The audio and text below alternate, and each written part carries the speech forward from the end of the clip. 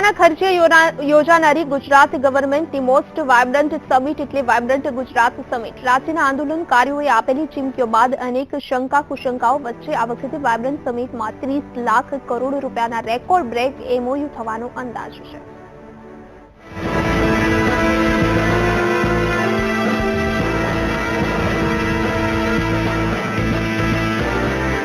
Vibrant Gujarat દેશ અને દુનિયાના ઇન્વેસ્ટરો, ઉદ્યોગપતિઓ, કોર્પોરેશનોની સાથે સાથે નેતાઓ, પોલિસી મેકર્સ અને ઓપિનિયન મેકર્સને એક મંચ પર લાવતી ગુજરાત સરકારની સૌથી મોટી પહેલ 2003માં મોદી શાસનકાળમાં શરૂ થયેલ વાયબ્રન્ટ સમિટને પગલે ગુજરાતના વિકાસની ગતિએ રેપિડ સ્પીડ પકડી છે। આ વર્ષે યોજાઈ રહેલી 8મી વાયબ્રન્ટ ગ્લોબલ ઇન્વેસ્ટર્સ સમિટ માટેની તડામાર તૈયારીઓ સરકાર કરી રહી છે।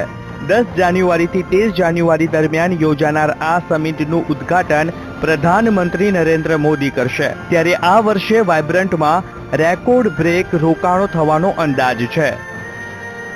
મળતા અહેવાલો પ્રમાણે વાયબ્રન્ટ ગુજરાત સમિટ અંતર્ગત 2017માં અનુમાનિત 30 લાખ કરોડ રૂપિયાના એમઓયુ કરાશે।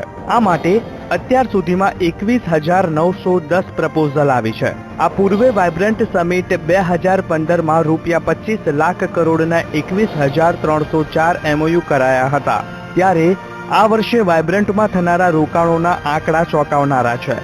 ઘર આંગણાની કંપનીઓ અદાણી, ટોરેન્ટ, ઝાયડસ, સિન્ટેક્સ અને નિરમા સાથે MRF limited, Reliance, SR, UltraTech જેવી કંપનીઓ રોકાણ કરવા સજ્જ છે। ચાઇનાનું પેસિફિક ગ્રુપ રૂપિયા 35,000 કરોડના રોકાણ કરી શકે છે।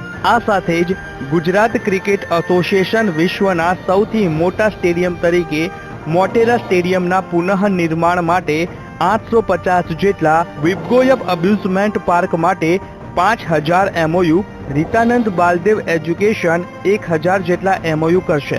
આ ઉપરાંત એમઆરએફ લિમિટેડ ઓટોમોબાઈલ ટાયર ક્ષેત્રે 4,556 જેટલા MOU, radio active detection system માટે રેડકોમ 100 જેટલા એમઓયુ કરશે। મહત્વનું છે કે ગુજરાત સરકાર આંતરરાષ્ટ્રીય સ્તરની વાયબ્રન્ટ સમિટ માટે કરોડો રૂપિયાનો ખર્ચ કરે છે। જો કે સમિટ માટે આવેલી પ્રપોઝલ અને વાસ્તવમાં થનારા રોકાણો વચ્ચેનો આંકડો ચર્ચાનો વિષય છે। આ વર્ષે રોજગારી અને ફિક્સ પે મુદ્દે ભીસમાં આવેલી સરકાર આંદોલનકારીઓ દ્વારા વાયબ્રન્ટમાં કોઈ તાયફા ન થાય તેને લઈને ચિંતિત છે। Bureau report, VTV news.